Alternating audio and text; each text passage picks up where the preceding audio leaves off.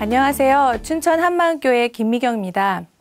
저는 부활하신 예수님을 제 마음의 주인으로 모시고 어떤 힘든 상황과 환경 속에서도 벌떡벌떡 일어나는 오뚜기 같은 삶을 살게 된 간증을 나누려고 합니다.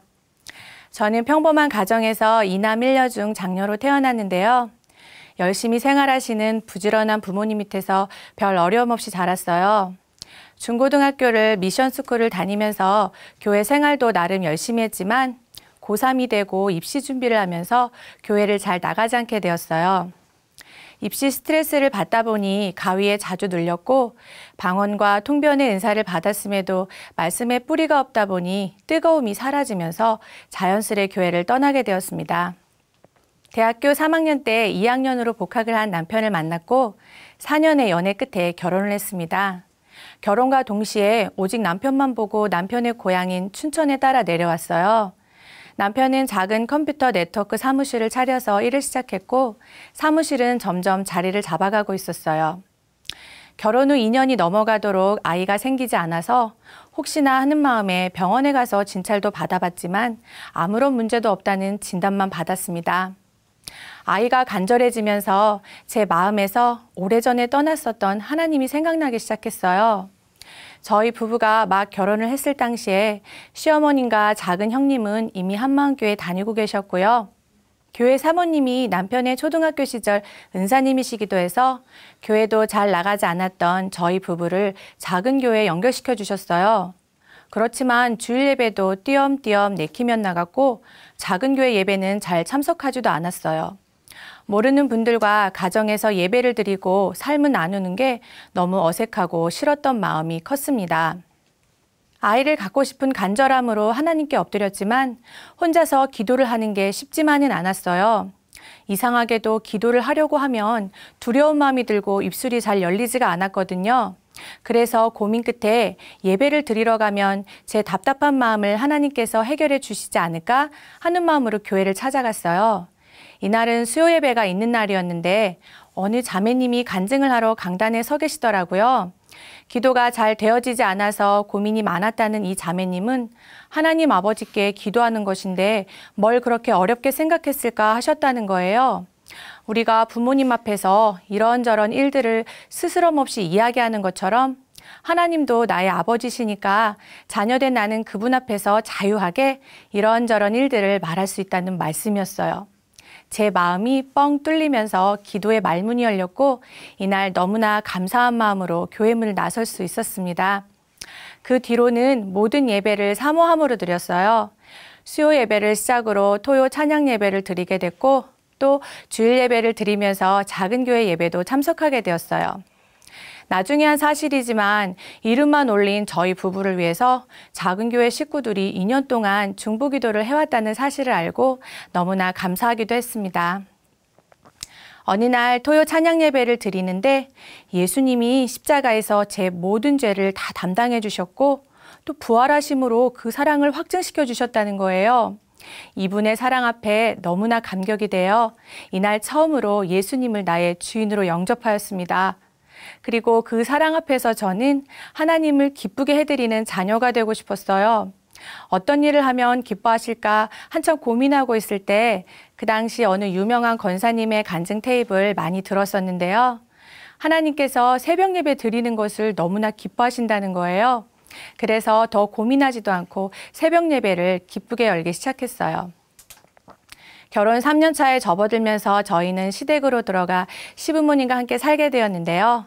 얼마 지나지 않아 아이에 대한 기도의 응답을 하나님께서 들어주셨어요. 시댁에 들어가 산 지 7개월, 제 임신한 몸도 7개월 되었을 때 오랜 간경화로 고생하셨던 아버님은 마지막에 예수님을 영접하고 천국으로 가셨습니다. 아버님, 어머니께서는 과실농장을 운영하고 계셨는데요. 아버님이 돌아가시고 어머니 혼자 일을 할 수 없으셔서 남편은 한창 잘 나가던 네트워크 사무실을 접고 어머니를 도와 농장을 함께 운영하게 되었어요.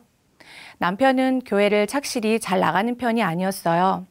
제가 같이 가자고 몇 번을 권면해야 마지못해 따라 나섰고요. 저도 육아와 살림을 신경 쓰면서 새벽 예배를 빠지는 일이 잦아졌어요. 남편 위로 누나가 두 분이 계신데 인천에서 군포에서 토요일마다 아이들을 셋씩 데리고 자주 내려오셨죠.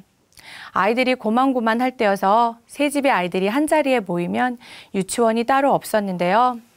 저희 집이 2층 집인데 나무 계단이며 벽이며 커튼이며 보이지 않는 곳에 아이들이 해놓은 낙서로 정말 나만 아는 물건이 없을 정도였어요.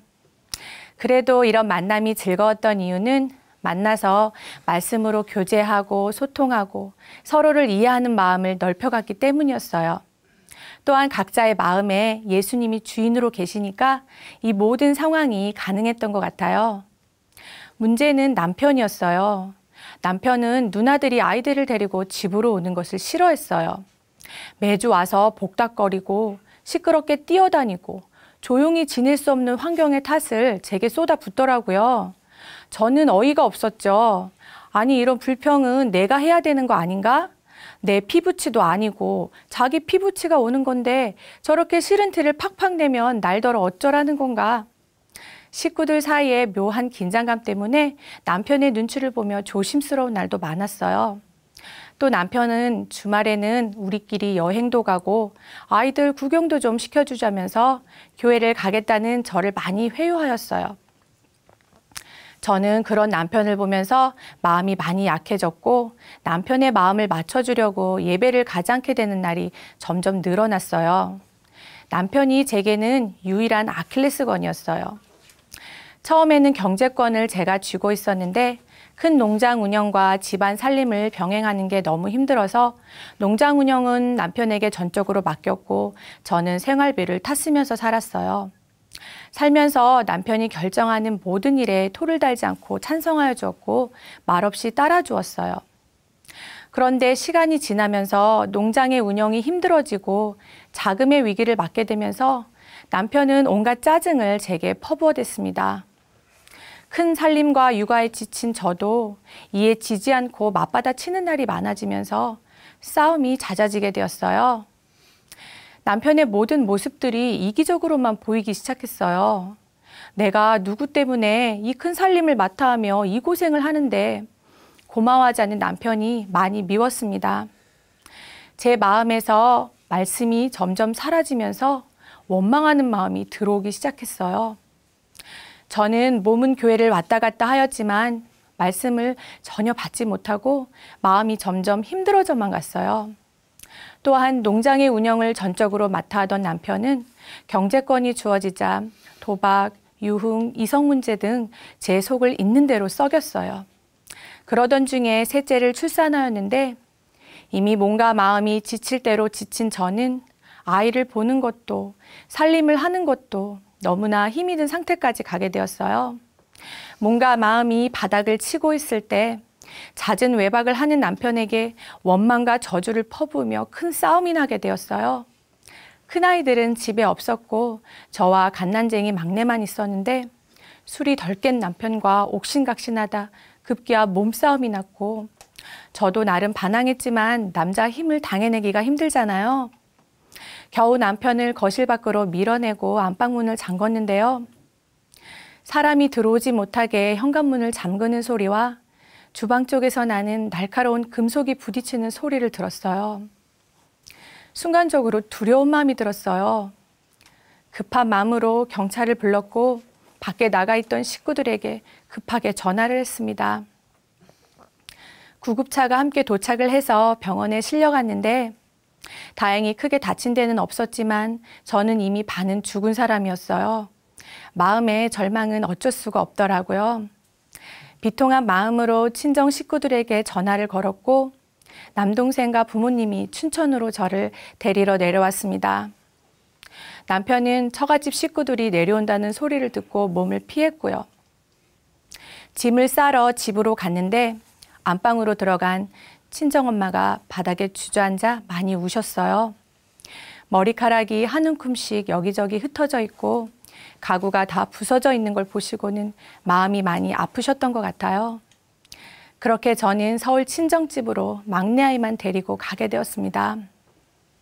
저희 부모님은 미련 없이 이혼해버리라고 말씀하셨어요. 잘못을 빌기는커녕 당당히 합의혼을 요구하는 남편의 뻔뻔함에 기가 차셨던 거죠. 친정에 머무르는 동안 제 몸은 많이 편했지만 제 마음은 회복이 안 되더라고요. 밑도 끝도 없는 분노와 원망, 그러다가 찾아오는 비참함과 원통함. 왜 하나님께서 제가 가장 힘들 때 셋째 아이를 허락하셨는지 나중에는 알겠더라고요. 그나마 마음을 추스릴 수 있었던 것이 아이 때문이었으니까요. 부모님은 결혼 10년이 넘도록 남편 몰래 모아둔 돈도 없이 미련을 떨었던 저를 탓하시며 500만 원의 이혼 청구 소송 비용을 대주셨어요. 그냥 합의혼하지 말고 소송을 걸어서 남편을 혼쭐 내주자고 단단히 벼르셨어요. 큰 아이들이 보고 싶었지만 이때 저는 저 자신 하나도 추스르기가 버거웠고 이 모든 상황에서 그저 도망치고만 싶었습니다. 그런데 마음 저 한구석에서 알 수 없는 망설임이 있었어요. 남편에 대한 미련이나 춘천으로 다시 돌아가고 싶은 마음이 있었던 것이 아니었는데도 알 수 없는 그리움이 저를 마구 휘감았어요. 처음에는 누구를 향한 그리움이었는지 몰랐었는데 나중에 소식을 듣고 전화를 하신 목사님의 음성을 듣고는 그때 알았습니다. 목사님께서 미경자매 하고 탄식의 목소리로 저를 부르셨는데 그 목소리에서 저는 하나님의 음성을 들었어요. 왜 이렇게 늦게 알렸냐고, 왜 말하지 않았냐고 꾸중을 하실 줄 알았는데 목사님은 흐느끼는 제 울음소리를 아무 말도 없이 다 들어주셨고 그저 이름만 불러주셨어요. 그 마음에서 저는 하나님의 마음을 보았어요. 그 순간 정신이 차려졌어요.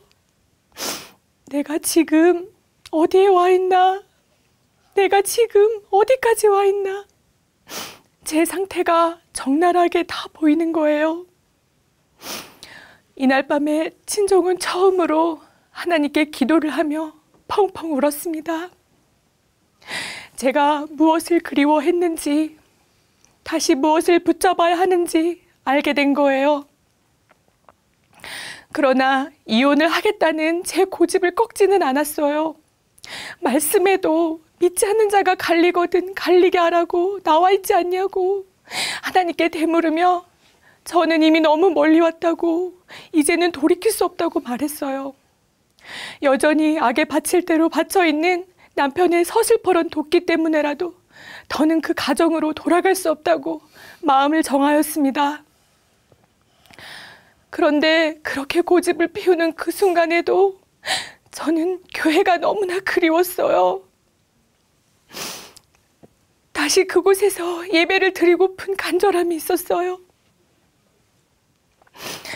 제 문제는 당장 해결받지 못하는 저 멀리 있는 것 같은데 교회 안에서 하나님이 운행하시는 섭리는 너무나 선명한 거예요. 문제를 해결받는 교회 공동체를 봐라. 내가 한다 하시는 것 같았어요. 그러나 여전히 마음을 돌리지 못하고 망설이고 있었어요. 그러던 어느 날 제 마음이 말씀 앞에 탁 꺾이는 역사가 있었습니다. 마가복음 말씀을 읽고 있었는데 이러므로 사람이 부모를 떠나서 그 둘이 한 몸이 될지라 그러한즉 이제는 둘이 아니요 한 몸이니 그러므로 하나님이 짝지어 주신 것을 사람이 나누지 못할지니라.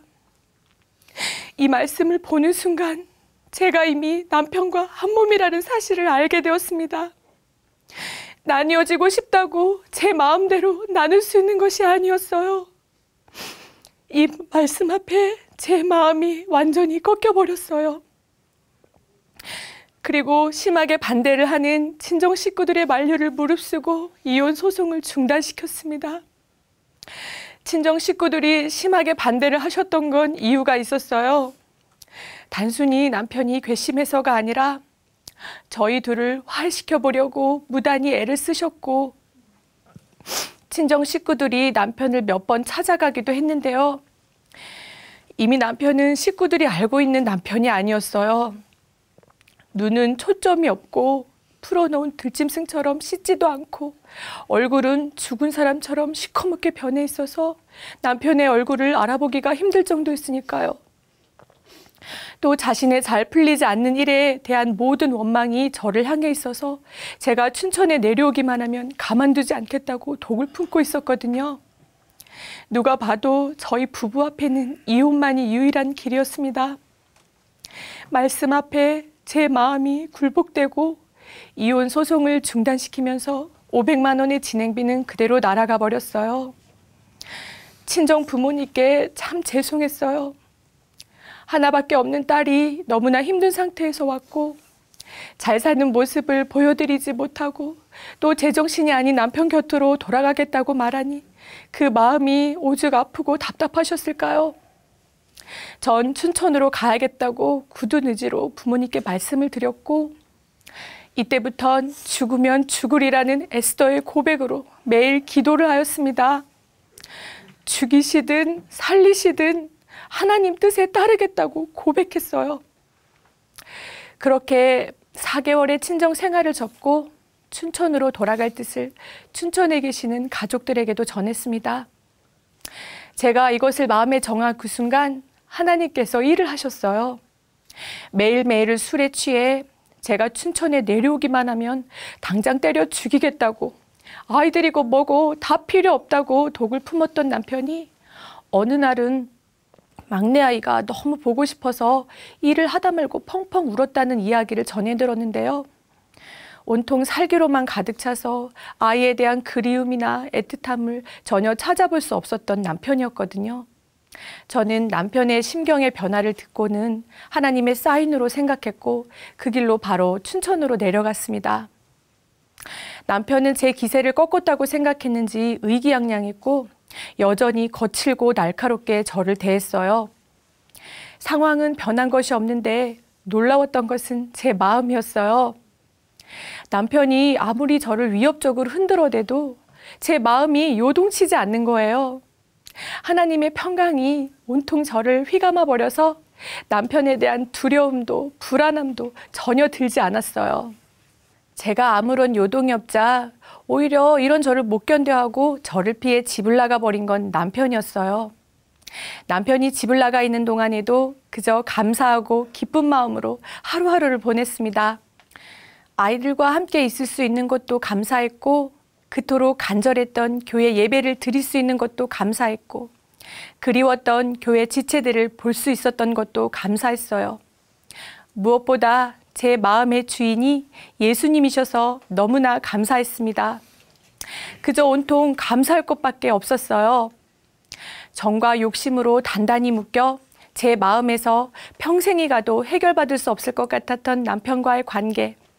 그 사슬이 제 마음에서 풀려버리니 그 어느 때보다도 자유해졌고 남편의 모든 상황을 오직 하나님께만 맡길 수 있었어요. 그렇게 5개월 정도 지나고 어느 날 남편은 순한 양의 얼굴로 집으로 돌아왔어요. 그리고 지금까지 아주 잘 지내고 있습니다. 그 어느 부부보다도 서로에게 조심하면서요. 제가 유리그릇이라도 되는 양 말 한마디 행동 하나하나를 조심하는 남편을 보면서 하나님이 하심에 그저 감사할 따름입니다. 이제 저는 세상에 넘지 못할 벽이 없어요. 조금 힘든 상황과 환경이 제 앞에 떨어져도 어느샌가 오뚜기처럼 다시 일어나 있게 되더라고요. 그리고 그저 한 가지만을 기도하게 됩니다. 나의 주인이신 예수님, 십자가에서 제 모든 죄를 다 담당해 주셨고 나를 사랑하심으로 부활하셔서 지금도 살아계신 예수님, 이분을 제 마음에서 다시는 놓치지 않게 해달라고요. 이제는 문제가 제 앞에 떨어져도 문제를 해결해 달라고 기도하지 않아요. 그저 제 마음에서 예수님을 절대 놓치지 않게 해달라고 기도합니다. 이미 예수님께서는 우리가 영원히 풀지 못하는 사망의 문제를 부활하심으로 해결해 놓으셨잖아요. 예수님 안에서는 이미 모든 문제가 해결받았다는 것을 알게 되었어요. 오늘 하루 지금 이 순간 예수님이 진짜 나의 주인이심을 고백합니다. 감사합니다.